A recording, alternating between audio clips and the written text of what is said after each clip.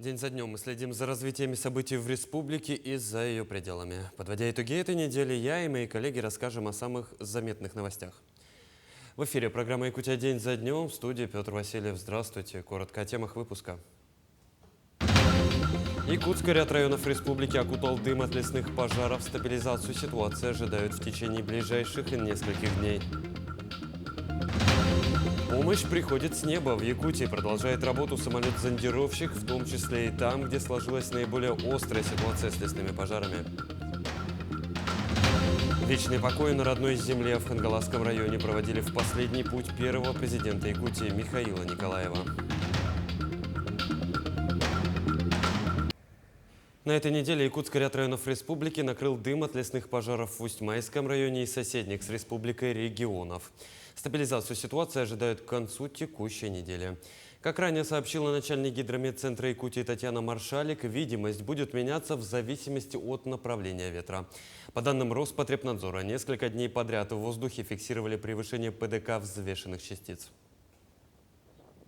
Температура воздуха в центральных районах в ближайшие дни будет в пределах нормы. Прогревалась бы до 25-30, но дым мешает, и поэтому температура будет на 3-5 градусов ниже, чем рассчитывается. Настоящее арктическое лето пришло в наши арктические районы. Такое бывает очень редко. Вчера, даже в поселке Тикси отмечалась температура воздуха 29 градусов.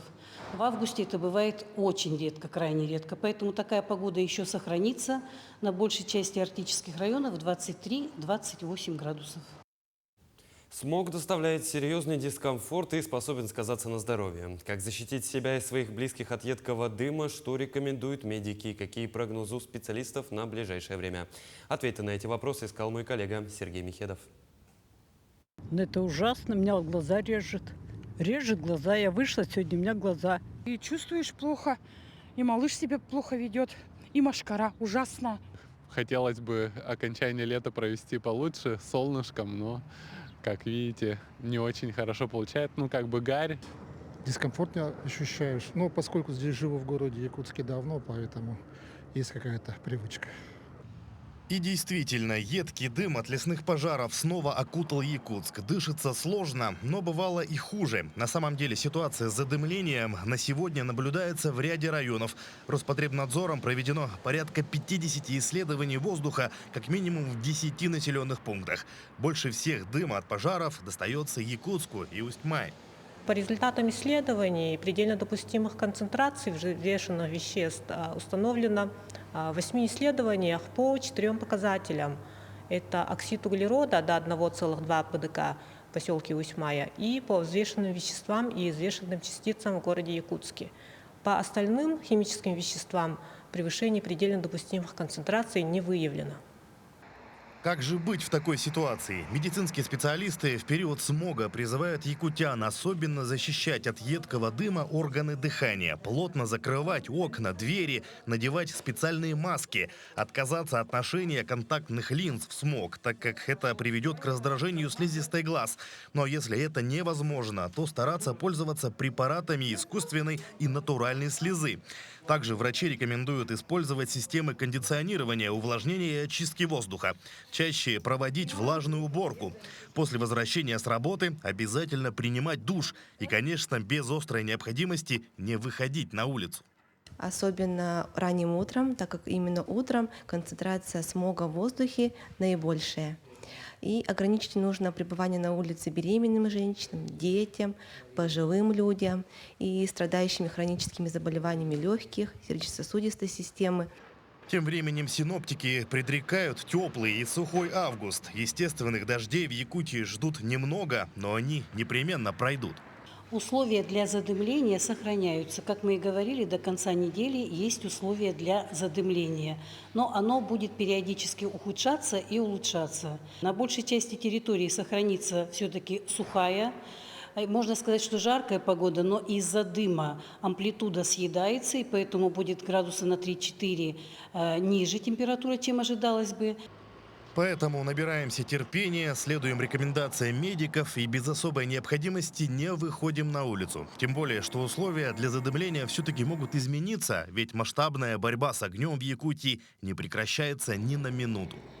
Сергей Михедов, Артем Алексеев, Якутск. Одним из наиболее эффективных способов борьбы с лесными пожарами является работа самолета-зондировщика по вызыванию искусственных осадков. Недавно такой самолет работал на территории Усьмайского района. Вместе со специалистами вызывать дождь отправилась и наша съемочная группа.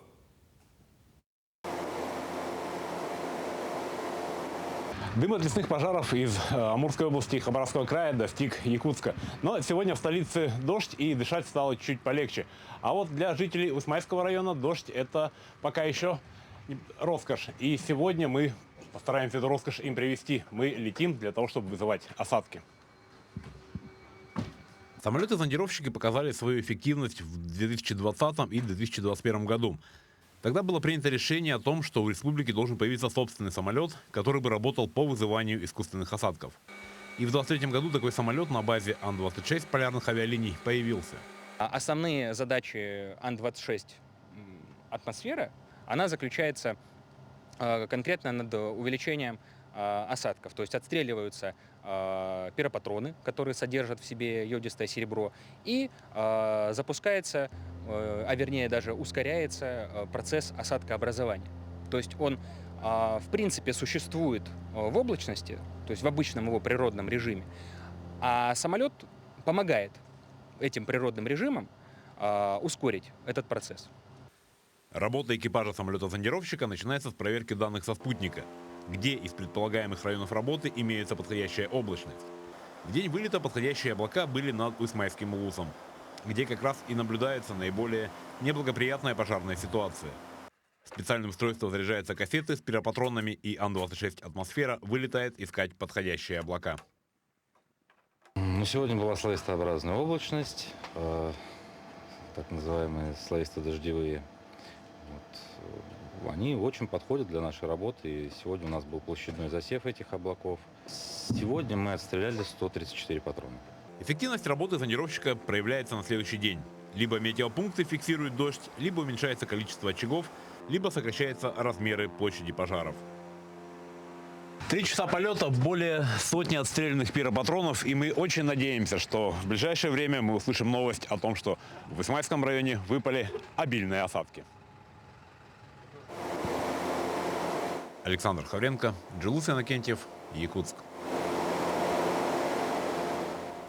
С опережением плана продвигается навигация на реках Якутии в этом году. Об этом стало известно на совещании правительственной комиссии под руководством первого вице-премьера Дмитрия Садовникова. Так, на сегодняшний день по рекам отгружено более 808 тысяч тонн грузов первой необходимости. План этого года выполнен на 63%. На особом контроле Госкомобеспечения вопрос добычи угля с шахты Джабарики-Хая. Активно движутся суда в арктических районах. Так, в Арктику должны завезти более 360 тысяч тонн грузов до наступления холодов. На сегодня пароходство и перевозчики начали перевозки угля, отгрузку угля, но в связи с уровнями воды на реке Яна у нас немножко остановилась эта работа на Баровом участке.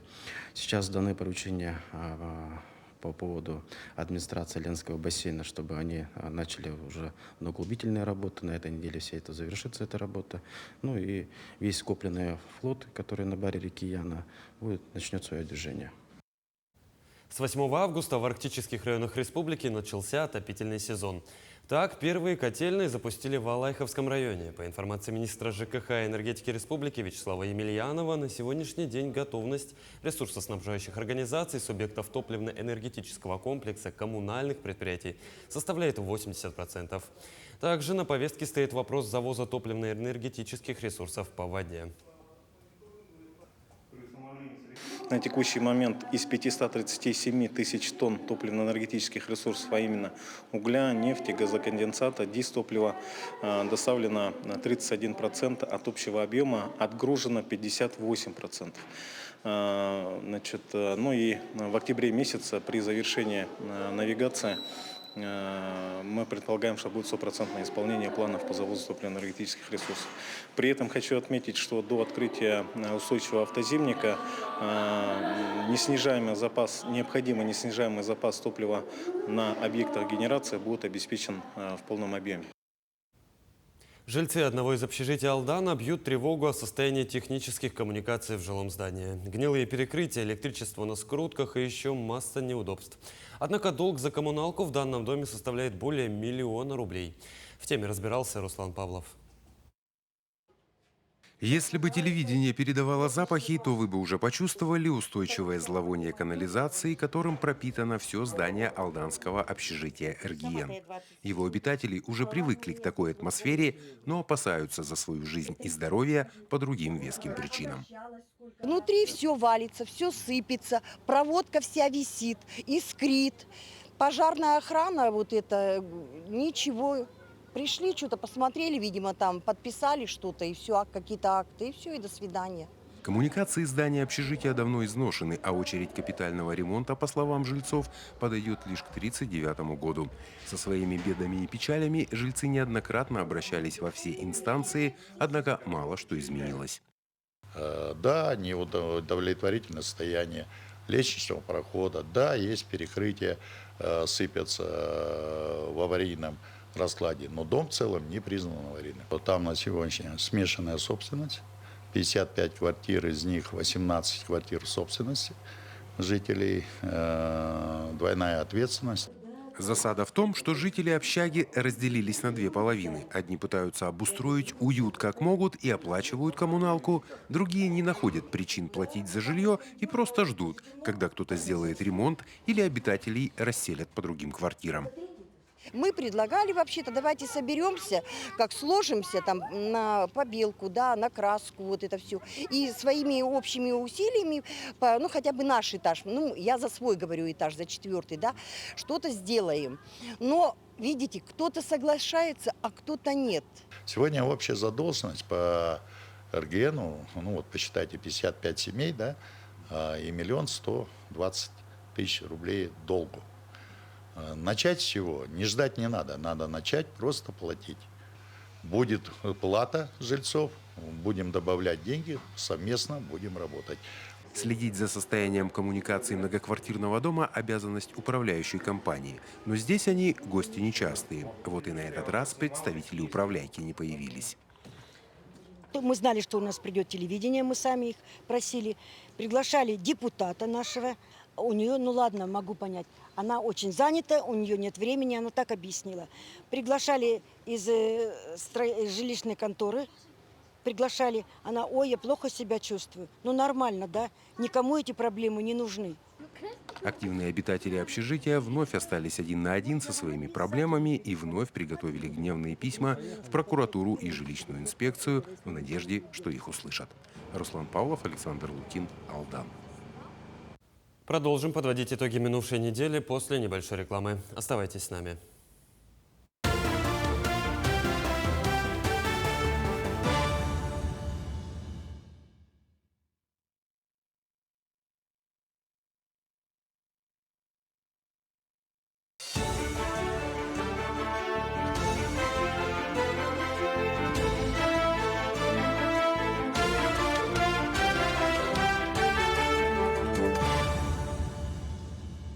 Это итоги недели, мы продолжаем.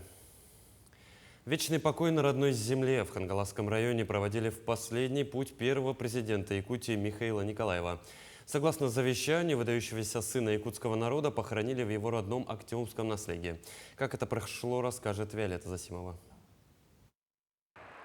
Траурная процессия на родине Михаила Николаева начала свой путь с границы Хангаласского улуса. Колонна машин с гробом президента продвигалась не спеша, так как на пути ее следования жители района создали живой коридор, выстроившись вдоль дороги, держа в руках цветы. Это стало еще одним проявлением уважения к лидеру нации, который оставил яркий след в истории Якутии.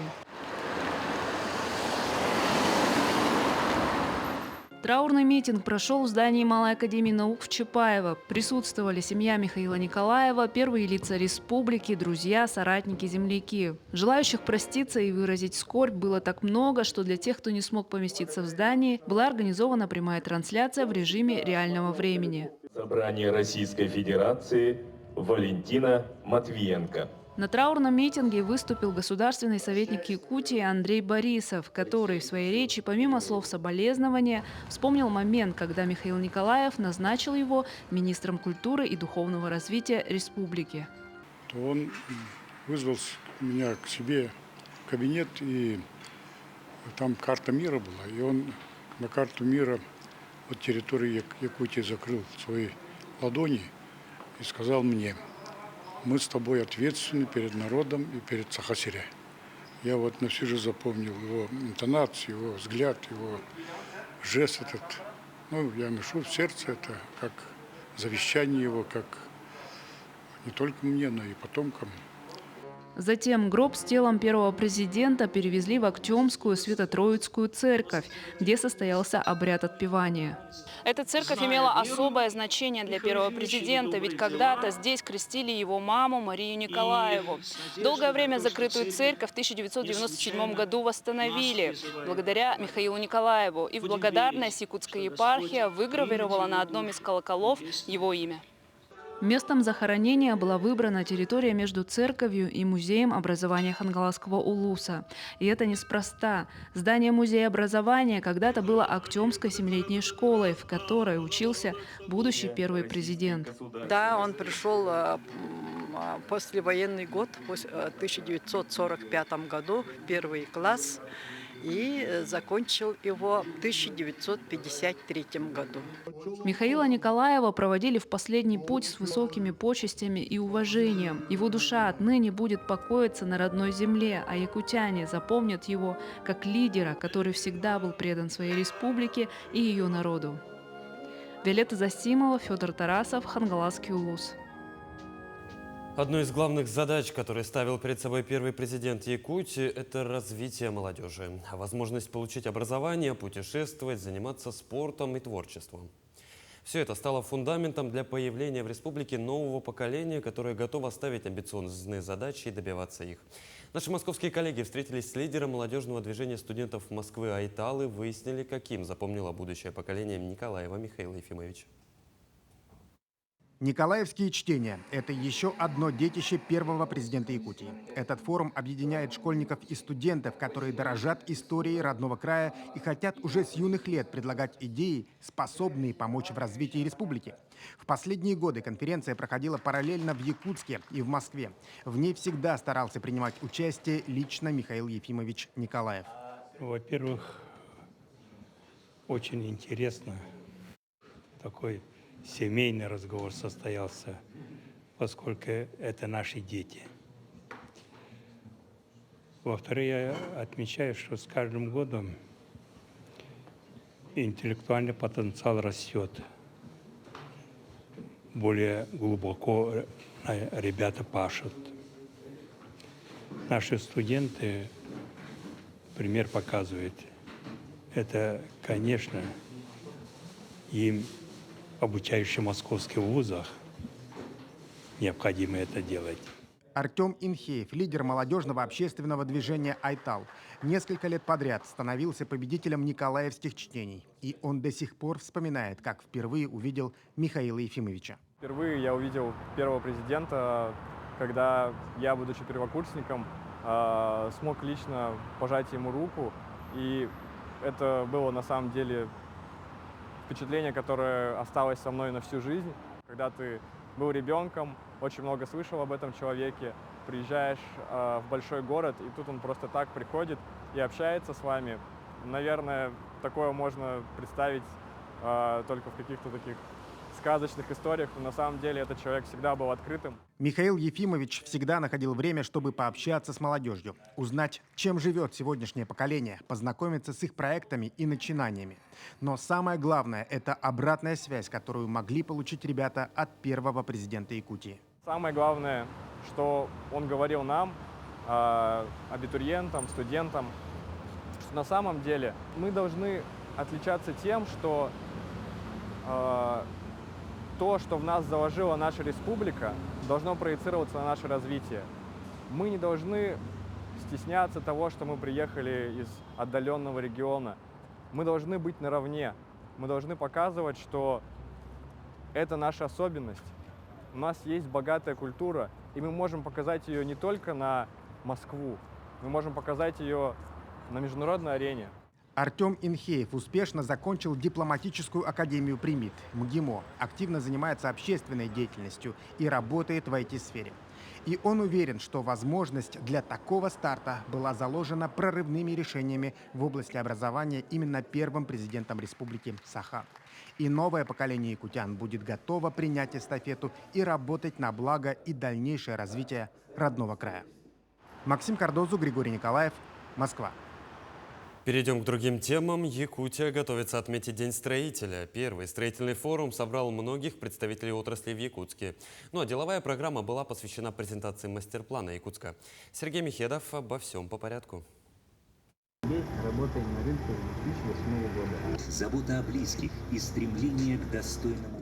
Крупное событие для строительства Якутии. Первый строительный форум в стенах музея «Россия. Моя история» собрал ярких представителей отрасли, строительные компании, магазины, архитекторов, риэлторов, поставщиков оборудования, транспортные компании и многих-многих других. На открытой сцене, на парковке парка обсуждают актуальные вопросы дизайна и строительства. Идут открытые лекции. Представлена выставка строительной техники и материалов. Этот форум впервые объединил на одном поле практически всех строителей. Ну и вот что об этом мероприятии нам рассказали организаторы.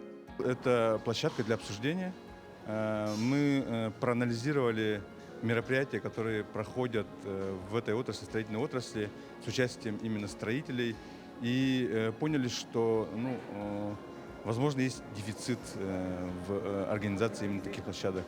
Строители – это в первую очередь предприниматели, это в первую очередь бизнес. В конференц-зале приглашенные спикеры, практически все из них опытные строители, рассказали о реализации в Якутии крупных и важных для региона программ, например, программы переселения из ветхого и аварийного жилья, о планах строительства объектов, цифровизации отрасли. Интересная и особенно актуальная тема – это мастер-план города Якутска. С него началась официальная часть мероприятия. Лично выступал мэр Евгений Григорьев. И вот что он рассказал о мастер-плане города. У нас миссия, которую мы предлагаем, и то, к чему мы стремимся. Мы реально хотим сделать нашим с вами трудом совместным наш город лучшим городом в мире, в наших климатических условиях, в тех реалиях, в которых мы живем. И мы должны сделать такие стандарты проживания на севере, которые будут являться метрикой для всех, кто живет в таких же климатических условиях. Мы верим в это и видим, какие предпосылки в этом есть. Как я ранее сказал, здесь представлено множество различных проектов. Один из них представила дизайнерская компания. Давайте посмотрим, что они здесь показали. Давайте рассмотрим паровой камин. Паровой камин работает на воде, на дистиллированной воде или фильтрованной воде. Просто испаряется вода, как увлажнитель воздуха, дает вау-эффект. Вы, наверное, видели в одном из ресторанов города Якутска.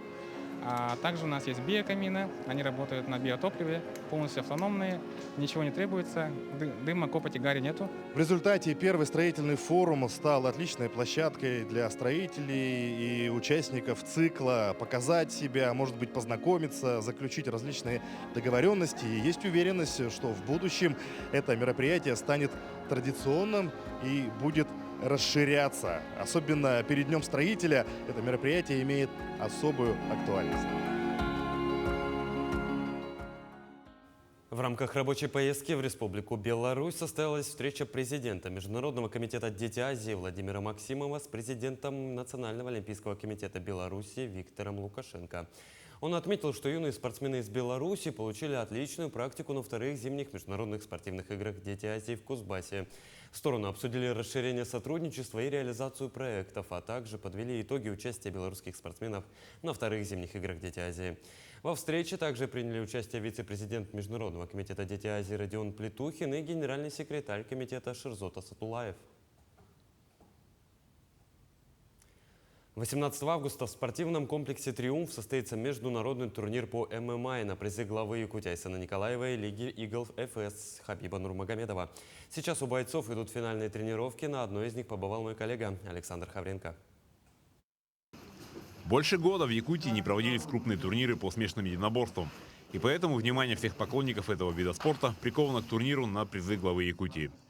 Любители боев ждут 13 зрелищных поединков с участием спортсменов из Якутии, Узбекистана, Таджикистана, Ирана и регионов России.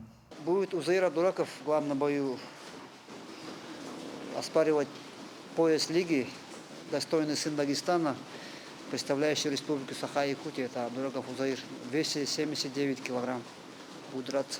И в главном бою вечера тоже на 84 килограмм будет боец, представляющий школу Абдулманапа Нурмагомедова, это имам Шафи Мухтаров. Он будет оспаривать звание чемпиона с очень сильнейшим бойцом из Ирана. К турниру наши бойцы подошли в оптимальной форме. Сейчас тренировки проходят в более щадящем режиме. С каждым спортсменом работают индивидуально. Кому-то добавляют борцовские навыки, с кем-то больше работают над ударной техникой. Приходят поддержать и помочь и именитые якутские спортсмены смешанного стиля. Каждому подход индивидуальный. Для кого-то борцовские качества, для кого-то ударную технику ставим. Но я в основном работаю в сторону борьбы. Иван Федорович работает на ударную технику. Еще Борис Федоров, тоже боец, чемпион МФП, тоже помогает в подготовке. Все представители якутской команды ждут турнира с нетерпением и надеются порадовать зрителей яркими и зрелищными боями.